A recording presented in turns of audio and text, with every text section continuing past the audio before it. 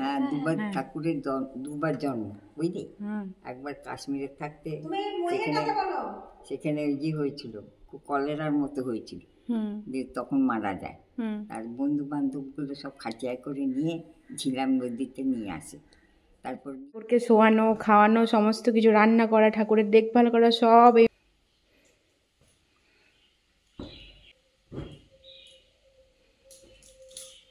Hello everyone, welcome to my channel Anisha Banerjee. Hope আপনারা সবাই খুব ভালো আছেন আর আমিও খুব ভালো আছি। তো আজকে আমি যেটা আপনাদের সাথে শেয়ার করব খুবই ইন্টারেস্টিং এবং খুবই সুন্দর একটা জিনিস।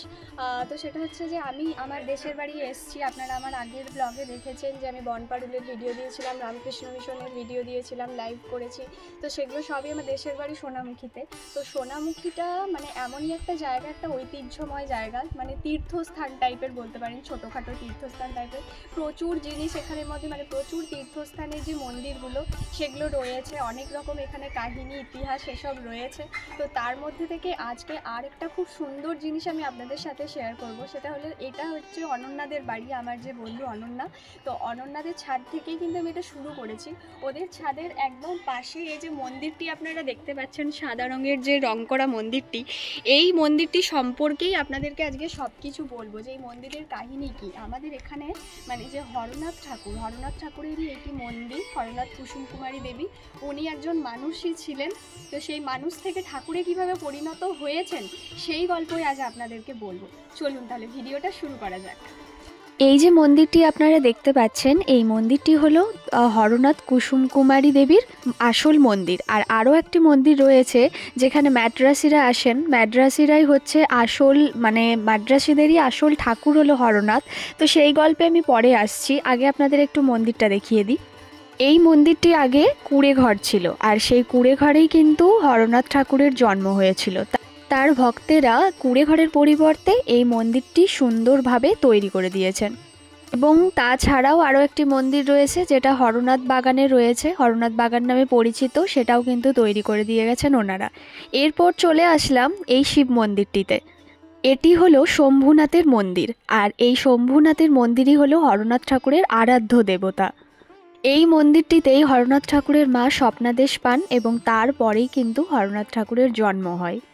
আগেকার দিনের এই মন্দির আপনারা দেখলেই বুঝতে পারবেন, এই মন্দিরের এত সুন্দর কারুকার্য, আগেকার দিনের সব কিছু কারুকার্য দিয়েই কিন্তু এই মন্দির গড়ে উঠেছিল। এরপর যাব আপনাদের দেখানোর জন্য হরনাথ ঠাকুরের আসল বাড়ি, এই শান্তিকুটির বলে এই বাড়িটি হচ্ছে হরনাথ ঠাকুরের আসল বাড়ি। এখানে হরনাথ ঠাকুরের ছোট থেকে বয়সকাল পর্যন্ত কিন্তু এই ঘরের মধ্যেই কেটেছে। তো তার মধ্যে এটা হলো পিছন দিকের দরজা, যেই দরজা দিয়ে ঢুকেই এরকম কিছু মাটির ঘর রয়েছে, দোতলা মাটির ঘর। তো এই ঘরের মধ্যে উনি ধ্যান ট্যান করতেন, বসে থাকতেন, আরও হয়তো অনেক কিছুই গল্প রয়েছে। তো এই মন্দির, ঘর, এগুলো সবই কিন্তু নতুন করে সংস্করণ করা হচ্ছে, যার কারণে কিন্তু এই রকম লাগছে। তাছাড়াও অন্য টাইমে কিন্তু এই বাইরের সমস্ত ঠাকুরের ফটো, ঠাকুরের যাবতীয় জিনিসপত্র সব কিন্তু সাজানোই থাকে। যেহেতু নতুন করে সংস্করণ করা হচ্ছে, রং টং হচ্ছে, আবার নতুন করে মিউজিয়াম তৈরি হচ্ছে আমাদের এই সোনামুখীর মতো জায়গায়, তো সেটা আমাদের কাছে একটা বিশাল বড় ভাগ্যের ব্যাপার। তো সেই কারণেই হয়তো এখন ফটো, ছবি সেরকম কিছু নেই।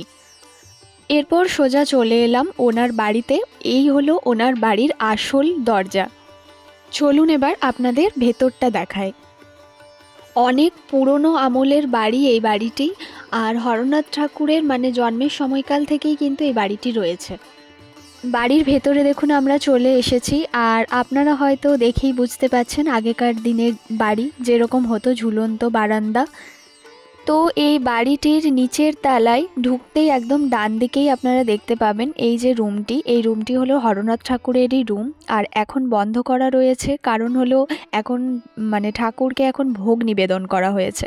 তো সেই কারণেই এখন এই সময়ে আপনাদেরকে আমি পুরো উপরটা, যেসব মিউজিয়াম তৈরি হচ্ছে সুন্দর করে, নতুনভাবে গড়ে উঠছে, তো সেগুলোই চলুন আপনাদের একটুখানি ঘুরিয়ে দেখাই। বলছি এটা হরনাথ ঠাকুরের নাতবো।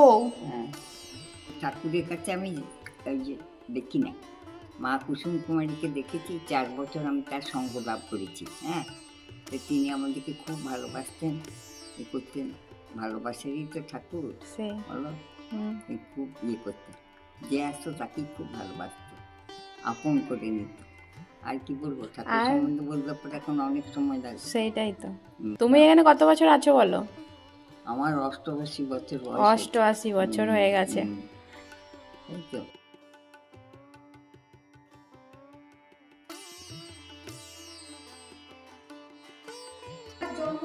হ্যাঁ, দুবার ঠাকুরের দুবার জন্ম, বুঝলি?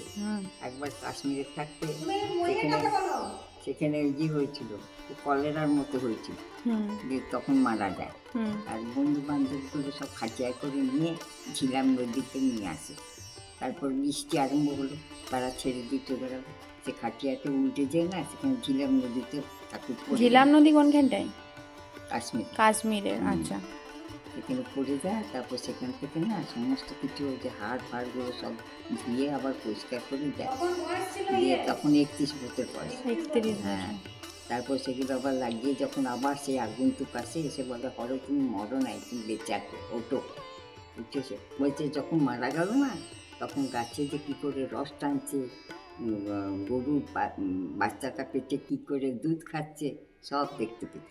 আচ্ছা, দুনিয়াটা দেখতে পেতেন যে কী হচ্ছে।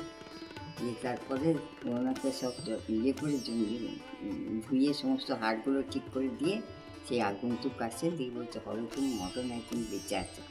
দিয়ে তারপর তাকে প্রাণটা দিল। দিয়ে সে তাকিয়ে দেখছে বিরাট মতো একটা জ্যোতির্ময় পুরুষ, লম্বা জটাধারী। এখানে জ্যোতি বেরোচ্ছে, নাভি মণ্ডল থেকে জ্যোতি বেরোচ্ছে। তারপর সে বলছে যে, তারপরে অদৃশ্য হলো। হ্যাঁ, তারপর তার বন্ধু বান্ধবটা এসেছে, বলছে যে কি তুমি আবার উঠে বসেছ? বলছে যে আমি তো মরি নাই, বেঁচে আছি, তুই দেখ না আমাকে চিমটলে লাগছে। তখন সে তার চিমটে দিয়ে বলছে না তুমি ভূত হয়েছে। আমি বললে ভূত নয় রে, আমি মানুষটা বেঁচে আছি দেখ। দিয়ে তারা আবার সব স্বীকার করলে, দিয়ে আবার তাকে নিয়ে দিয়ে আবার আরো 31 বছর তিনি বেঁচে আছেন। আগে কালো রং ছিল, ঠাকুরের কালো রং ছিল। তারপরে ওই যে ঝিলাম নদীতে এরকম ধোয়ার পরে গৌরাঙ্গ হল, মানে খুব পচা। ঠাকুরের দুবার জন্ম। একবার তো স্বপ্নাদেশ দিয়েছিল, মানে প্রথম জন্ম যেটা, সেটা স্বপ্নাদেশ মন্দিরে। হ্যাঁ হ্যাঁ, তারপরে ওই ঝিলাম নদী আবার মারা গেছিলেন। আচ্ছা, এটা আমি জানতাম না। দিয়ে দুবার জন্ম হয়ে 62 বছর বেঁচে ছিল। 31 বছর ওইটা, আবার 31 বছর। এতক্ষণ আপনারা নিশ্চয়ই গল্পটা শুনলেন, আশা করি খুব ভালো লেগেছে। আমার তো খুবই ভালো লেগেছে যে ওনারই মানে বংশ পরম্পরায় চলে আসছে একজনের কাছ থেকে এরকম একটা গল্প শুনতে পাবো বা ওনাকেও দেখতে পাবো, সেটা আমি আশা করিনি যে ওনারই নাত বউ হিসাবে পরিচিত ইনি। তো এরপর আমরা চলে এলাম ওপর তলায়, যেখানে মিউজিয়াম মানে করা হবে, সেই জন্য যেসব কারুকার্য চলছে সব কিছুই চলুন আপনাদের দেখাই। পুরো বাড়িটাই কিন্তু এখন পুরো ফাঁকা করা হয়েছে, মানে ফাঁকাই রয়েছে, যার কারণে হয়তো আপনাদের আমি কোনো ফটো বা কোনো কিছু দেখাতে পাচ্ছি না, শুধু রুমগুলোই দেখাতে পাচ্ছি কোথায় কি রয়েছে না রয়েছে। মানে রং টং যেহেতু চলছে, এই যে আগেকার দিনে সিন্দুক, এরকম প্রত্যেকটা রুমের মধ্যেই কিন্তু একটা করে সিন্দুক রয়েছে। আর এইরকমভাবে চারিদিকে কি সুন্দরভাবে কারুকার্য রয়েছে। ওপরটা কড়িকাঠের তৈরি, আগেকার দিনের রুমে আপনারা দেখেছেন কি না জানি না, এরকম কড়িকাঠ থাকতো, তার নিচে এরকম কলঙ্গ টাইপের থাকতো, যেগুলোকে ছোট ছোট যে কলঙ্গ বলা হয়। এ দেখ, ঝুল বারান্দা বলে এটাকে, ঠিক আছে? এর ভেতরেও আবার একটা ঘর দেখ, এই ঘরটা আলাদা ঘর তো। হ্যাঁ, এটা আলাদা। এখান থেকে ঝুল বারান্দা হয়ে এলাম, ভেতরে আবার একটা রুম। মানে আমি নিজে চাবি ভেবেছিলাম যে এই রুমটা আপনাদেরকে দেখিয়ে দিতে ঢুকলাম, কিন্তু না, ওই রুমটা পাশে, ওখান থেকে বেরিয়ে এদিকে আবার একটা রুম। মানে রুমের ভেতরে রুম। আগেকার দিনে যেটা ট্র্যাডিশন ছিল, রুমের মধ্যে রুম, এটা একটা বিশাল বড় মানে ট্র্যাডিশন। সুন্দরভাবে সোনামুখীর মতো মানে জায়গায় আমাদের এই সোনামুখী জায়গাটা অত্যন্ত ঐতিহ্যপূর্ণ এবং অত্যন্ত ইতিহাসে ভরা একটা জায়গা। অনেক কিছু রয়েছে যেগুলো আমরা কিন্তু এখনো অবধি জানি না, কিন্তু কি এগুলোর অনেক ইতিহাস রয়েছে। আর সেগুলোই কিন্তু গড়ে তোলা হচ্ছে আর হয়তো হ্যাঁ, নতুন করে এগুলো সব সংস্করণ করা হচ্ছে এই জিনিসগুলো, যাতে ভবিষ্যতে একটা অন্য জায়গায় যেতে পারে আর কি। আমাদের সোনামুখীটা তখন একটা দর্শনীয় স্থান রূপে পরিণত হয়ে যাবে। এখনও যদিও রয়েছে এই যে, এত বড় বড় জানলা। হ্যাঁ, ওই যে আপনাদেরকে একটু আগে একটা পুকুর দেখিয়েছি, দাঁড়ান ওটা একটু পরে দেখাচ্ছি। এটা হচ্ছে ছাদের রাস্তা, এটা আর খোলা নেই, এটা বন্ধ আছে। খুলে দেখবি? দেখ, ছাদের রাস্তা। এই যে ছাদের রাস্তা দেখতে পাচ্ছেন, একটা উঠে যাচ্ছে আবার একটা নেমে যাচ্ছে। মানে আগেকার দিনে এরকমই ছিল, মানে ভেতরে ভেতরে রাস্তা, মানে ঘরের ভেতর দিকে সিঁড়ি আবার বাইরের দিকে সিঁড়ি, ঘরের ভেতরে যাচ্ছে ওটা। এইদিকে একটা পুকুর রয়েছে, আপনাদেরকে দেখাই চলুন। ওই পুকুরটাতে দাঁড়ান আপনাদেরকে গিয়েই বলছি। এই যে দেখুন এখানের বারান্দাটা, ঝুল বারান্দাটা জাস্ট অসাধারণ। ওটা কি দোলনা না কি ভগবান জানে, বুঝতে পারছি না, তবে দোলনার মতনই একটা আকারের রয়েছে। এদিকে আরও একটা রুম রয়েছে, রুমের ভেতরে ভেতরে সিন্ধুক। এত সুন্দর একটা গন্ধ ছাড়ছে, এই গন্ধটা হচ্ছে খড়ি মাটির গন্ধ। এবার চলুন একটু বাইরেটা আপনাদের দেখাই, এখান থেকে বেরিয়ে যে ছাদটা রয়েছে। এই যে আপনাদেরকে এবার একটা জিনিস দেখাবো। সামনে একটি পুকুর দেখতে পাচ্ছেন, এই যে পুকুরটা, এটাতে কিন্তু ঠাকুর হরনাথ বসে মাছ ধরতেন এইখানটাতে। আর ওই যে দেখুন দূরে, ওটা বলে দে, ওটা হচ্ছে আমার বাড়ি, মানে আমি অনিশার বান্ধবী, আমার বাড়ি ওটা। ওই যে দূরে যেখান থেকে আপনাদেরকে দেখাচ্ছিলাম, হ্যাঁ, আমি ভিডিওটা স্টার্ট করেছিলাম সেই বাড়িতে। এই পুকুরটা দেখুন, এই দিক দিয়ে একটা পাড়া চলে গেছে। এই পাড়াটা যেটা রয়েছে দেখতে পাচ্ছেন, এটা কিন্তু পুরোটাই হরনাথ ঠাকুর সবাইকে দান করে গেছেন, যাতে এখানে সবাই থাকতে পারে নিজেদের মতো করে। আর এই পুকুরটা অনেক বড়, নতুন করে এই পুকুরটাও সংস্করণ করা হয়েছে। আর এই যে বাড়িগুলো, পুরনো বাড়িগুলো দেখতে পাচ্ছেন, এই পুরনো বাড়িটা, আশেপাশে ওই যে পুরনো বাড়িগুলো রয়েছে, ওগুলো কিন্তু ওনাদেরই বংশধরদের বাড়ি। আর ওই যে দেখতে পাচ্ছেন আরাধ্য দেবতা হরনাথ ঠাকুরের শম্ভুনাথের মন্দিরটা এখান থেকে একদমই কাছে। ঠাকুরের কিন্তু ভোগ খাওয়া হয়ে গেছে, তো এরপর আমরা এই রুমে প্রবেশ করেছি। এই যে ফটোগুলি দেখছেন, এটি কিন্তু আসল ফটো ঠাকুরের এবং কুসুম কুমারী দেবীর আসল ফটো। আর এই হলো ওনাদের খাট, মানে এইটা ওনাদের রুম ছিল আর কি। তো এই রুমে এই বিছানার মধ্যেই ওনারা শুতেন। এই ছবিগুলিও কিন্তু নতুন করে আবার তৈরি করা হবে, নতুন করে সব কিছু হচ্ছে, সেরকম নতুন করে ছবিগুলিও তৈরি করে আবার সুন্দরভাবেই কিন্তু এখানে সাজানো হবে।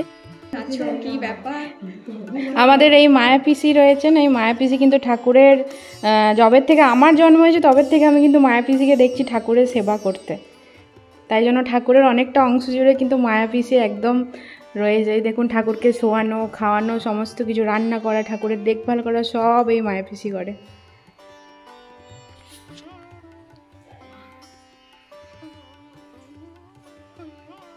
হ্যাঁ, এটা হবে, এটাই বটে, এইটাই বটে। আপনাদেরকে উপরে যেটা দেখিয়েছিলাম নিচের দিকে নামার সিঁড়ি, এটাই, এটার দিকে ঘরের দিকে নামছে। এখানে একটা রুম, এই আবার একটা রুম, এই একটা রুম, আবার এই দিকে রুম, এগুলো সবই নতুন করে সংস্করণ হয়েছে। এই দেখুন এখানটা পুরোটাই বাগান করে দেওয়া হয়েছে, কুয়ো রয়েছে ওখানে, হরির তলা রয়েছে, এই জায়গাটা পুরোটাই সুন্দর করা হয়েছে। ভাগ্যবশত শেষমেশ আমরা প্রসাদও পেয়ে গেছি। আর ভিডিওটাও এখানে শেষ করছি। ভালো লাগলে অবশ্যই লাইক, শেয়ার অ্যান্ড সাবস্ক্রাইব করবেন। আজকের মতন বাই।